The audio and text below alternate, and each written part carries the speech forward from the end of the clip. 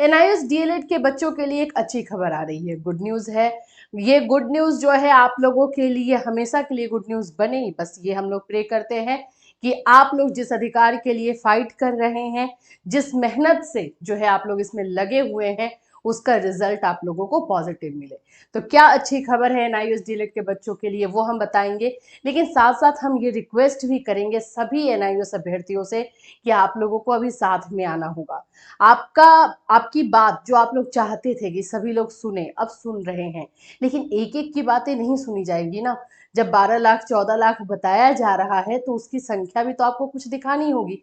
इसीलिए जितने भी एनआईओएस अभ्यर्थी हैं उन सभी से रिक्वेस्ट है कि अभी आप जो है बढ़ चढ़ करके पार्टिसिपेट करें, आप बढ़ चढ़ करके जो है सपोर्ट करें जो लोग फाइट कर रहे हैं।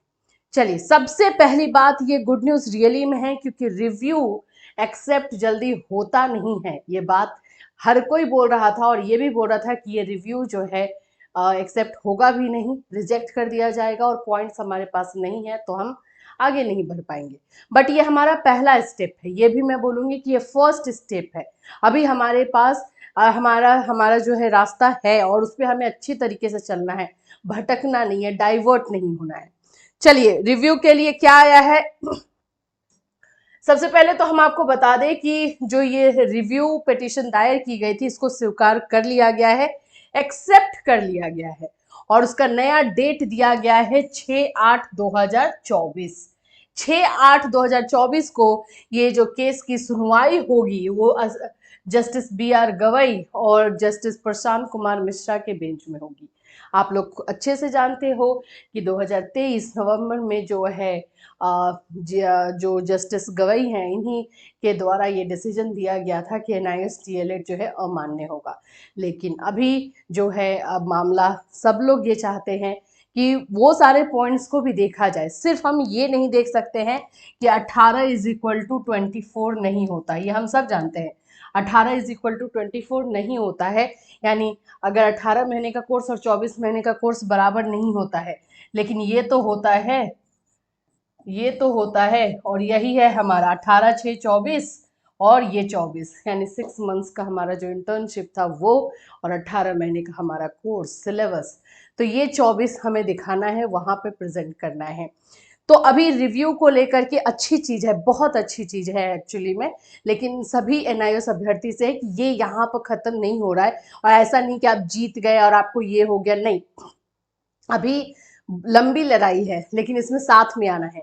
ये जो लोग ये बोल रहे थे कि अब इसमें कुछ नहीं हो पाएगा, उन लोगों के लिए चीजें मैं बोलूंगी कि आप खुद देख लो कि रिव्यू एक्सेप्ट नहीं होता है जल्दी, ये बात सब जानते हैं, ये कोई बताने वाली बात नहीं है। लेकिन आपका रिव्यू एक्सेप्ट हुआ, इसका मतलब है कि उसमें कुछ तो देखा गया है, कुछ तो चीजें हैं जो कि जस्टिस गवई सुनना चाहते हैं, जो उन्हें लग रहा है कि हाँ हो सकता है कि हमसे भूल हुई है। और वो जस्टिस गवई ऐसे जज है ना कि अगर उन्हें लगेगा कि हाँ ये गलती हुई है तो ठीक कर लेंगे, बिल्कुल वो टाइम नहीं लगाएंगे और आप लोगों को जो है मॉडिफिकेशन मिल जाएगा रिजल्ट में।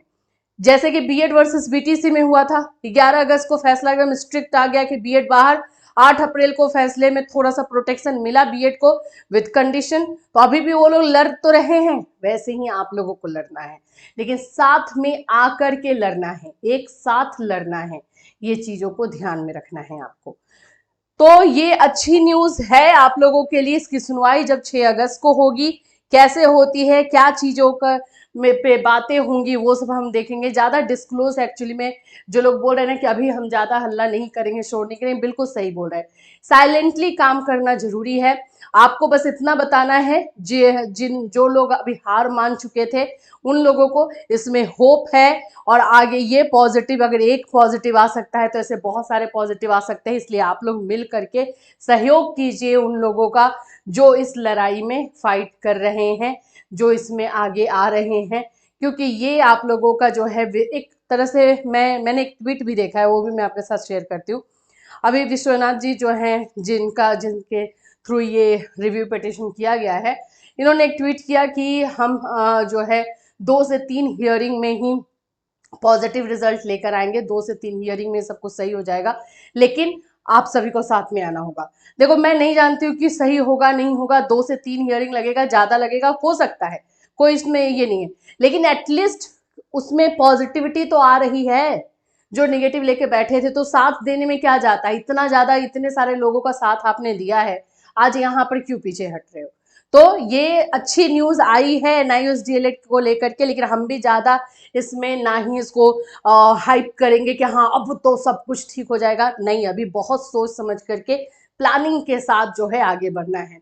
तो ये रिव्यू को लेकर के मामला हुआ। ट्रांसफर पिटीशन के लिए जो सुनवाई होनी है 29 जुलाई को होगी, उसके बारे में जैसे ही कोई भी डिटेल आएगा हम आपको बिल्कुल बताते हुए रहेंगे कि ये चीजें होंगी। अभी अभी कहीं कहीं से छोटी छोटी चीजें जो है आ रही है, जो पॉजिटिव आ रही है एनआईओएस के बारे में। जैसे असम से आई है कि वहां पर आप लोगों का मुद्दा उठाया गया है और उस मुद्दे को बहुत क्लियर तौर पे उठाया गया, जो चीजें थी उसको। तो ये चीजें हो रही है क्यों, क्योंकि लगे हुए हैं लोग, तब तो एफर्ट डाल रहे हैं, तब तो इसीलिए सबको जब एफर्ट डालेंगे तो हर जगह से सिर्फ आप लोगों के बारे में बात होगा। और मैंने अब आपको पहले भी बोला है, ये नीट नेट का मामला 2 साल 1 साल का है, जिसमें तैयारी में बच्चों का बर्बाद हुआ है। आप लोगों का तो पूरा लाइफ बर्बाद हुआ है, 7 साल आप लोगों का बर्बाद हो जाएगा, और साथ में अब टाइम भी बहुतों के पास नहीं होगा। तो आपके साथ जो हुआ है वो तो एक अलग ही फ्रॉड है, वो तो जो सुनेगा उसको लगेगा कि ये कैसे हो सकता है। अब सरकार ही ऐसा करेगी, जिसके जो चला रही है वही अपना एक कानून बनाएगी, करवाएगी, फिर उसको हटा देगी और फिर आपको बोलेगी नहीं नहीं भाई आपने तो गलत कर लिया, ये तो नहीं चलेगा। तो कोई भी सुनेगा तो लगेगा कि ये क्या बकवास है। इसीलिए आप लोगों के केस में बहुत दम है, बहुत पॉइंट्स हैं, बस उसे रखना जरूरी है, सही तरीके से रखना जरूरी है। इसलिए साथ मिल करके आइए। तो एनआईओएस डीएलएड को लेकर के अभी यही अपडेट है। जैसे कोई और अपडेट आएगी तो डेफिनेटली आपको इसी चैनल के माध्यम से इन्फॉर्म किया जाएगा। Till then take care everyone.